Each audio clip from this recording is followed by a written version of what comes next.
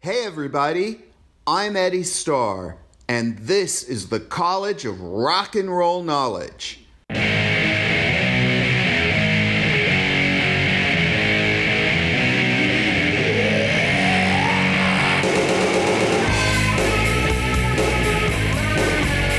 Class is now in session. This is where the music and culture that shaped a generation live on, and my own path through the world of rock and roll. Shh. Someone's coming. Be quiet. If we get caught, just deny it. So said the Runaways, and their song Secrets, off their debut album, The Runaways, 1976.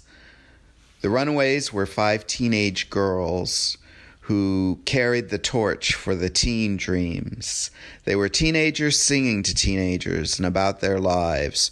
And I didn't find out about them until 1982, after the success of Joan Jett, one of the founding members, her hits, I Love Rock and Roll, Crimson and Clover, and Do You Want to Touch Me. I went to school and a classmate of mine said, hey, if you're into Joan Jett, you should check out the Runaways. And so the quest began, because in 1982, it was very difficult to find out anything about the Runaways. Most of their albums were out of print. As I mentioned in a previous podcast, I did find a compilation album that was put out by Mercury Records, the best of the Runaways after Joan Jett became successful. But a lot of their albums you could not find anywhere. And I ended up finding their first album in a music land by accident. Like I said, there wasn't even a placard in the record bin for the Runaways. It was under R. And I went over the moon because I found this record.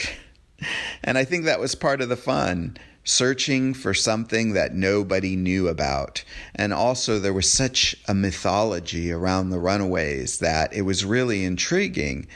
And of course, like I said, they were teenagers singing to teenagers. And at the time, I had switched from playing classical guitar, going to classical guitar lessons, and playing electric guitar and taking lessons at Downey Music Center, and Take It or Leave It and I Love Playing with Fire were 2 songs that I learned in those lessons.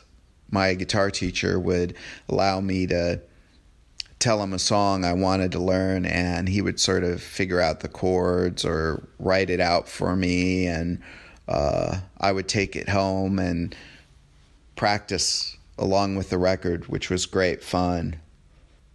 Part of the fun of being into the Runaways and a lot of the 1970s groups as well was the search, the quest. And there was no Google. It was all about either going to a record show, which was a place where record collectors had booths and you could go in and find fan memorabilia. I remember going to one in Buena Park, California, and some guy sold me a VHS copy of a copy of a copy of the Runaways on Japanese live TV, live in Japan. It was a TV special as well as that went along with their album. That album was very hard to find, and Waitin' for the Night was another album that was very difficult. I was able to find their second album, Queens of Noise, and also Rhino Records had put out their final album, and now the Runaways, but they called it Little Lost Girls.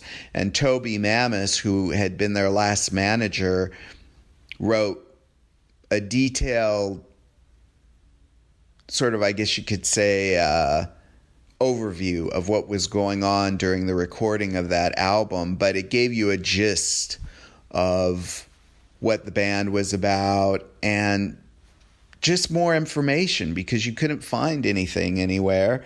And that added to the story. Not only that, but if you look at the time and the place, Rodney's had closed down in the early 70s, Rodney Bingenheimer, and that was a place for teenagers where they played the British glitter music. And then you had the Runaways, and then a year after that, the Sex Pistols.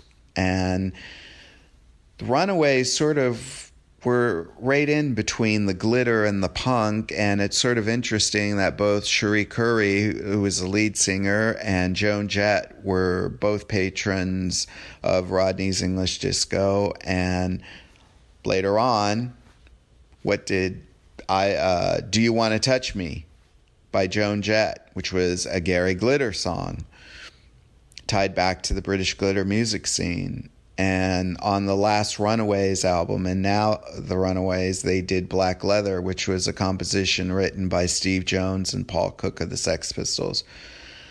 Also, too, one of the great things I found, which I think I still have, a cassette of an interview that was conducted by the president of the English Runaways fan club with Joan Jett when she went over there in 1979, and I think she was recording You Don't Own Me and I Love Rock and Roll with the Sex Pistols. So sort of interesting. The fun part about, at least in my journey in finding out about the Runaways, was it led to so many other forms of music, the glitter thing, the punk thing. You could also make the argument that punk did not appear in LA until Joan Jett brought it back in 1976 after the Runaways had toured England, and she came back as a punk and was talking about this band, the Sex Pistols. The Runaways really do capture the teen dreams, especially as translated through the 1970s, 1980s, because of the amount of freedom you had as a kid and as a teenager. I must recommend Evelyn McDonnell's great book, Queens of Noise, The Real Story of the Runaways. It's a great book. It really does answer any question you might have had about the Runaways. And also Cherry Red Records in the UK reissued all of the Runaways records. They were the label that initially got their start by putting out And Now the Runaways when nobody else wanted that record. And I believe it was in the 2000s they started reissuing all of their other titles. So I'll also put a link so you can check out those albums. And I think I'm going to leave it right there. And so go check out the Queens of Noise. I'll see you next week. Thank you for listening, liking, and sharing my podcast. The darkness will turn to light. I'm your dirty secret tonight. Dream or not and take a look inside. Eddie Starr's College of Rock and Roll Knowledge is a production of Ton Up Incorporated. Copyright 2020 Ton Up Incorporated.